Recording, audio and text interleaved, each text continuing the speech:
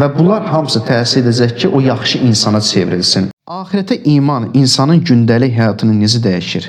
Həqiqətən də axirətə inanmaq insanın həyatını dəyişir. Ümumiyyətlə bunu qeyd edək ki, insanın inancı onun həyatını formalaşdırır. Hansı inancdayıqsa o cürdə yaşayacağıq. Hətta bu məzmunda Quran ayəsi də var. Yəni insan öz inancına uyğun həyatını formalaşdırır.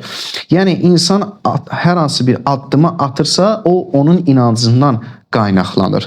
Axirətə inan budur ki, yəni mən Allaha inanıram, pis və yaxşı anlayışı var, qiyamətdə pis işlərimə görə cavabdeh olacam və insan bütün ruhu ilə, bütün qəlbi ilə axirətə inansa, məsuliyyət daşıdığını anlayacaq və həyatını səlqə-səhmana salacaq. Məsələn, zülm etməyəcək insanlara, məsələn, yaxınlarından mehriban rəftar edəcək, məsələn, namazlarını vaxtında qılacaq və bunlar hamısı təsir edəcək ki, o yaxşı insana çevrilsin.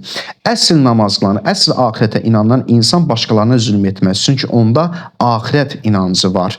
Allah var. O Allaha görə heç kəsə zülm etmir. Öz nəfsinə boyun əymir.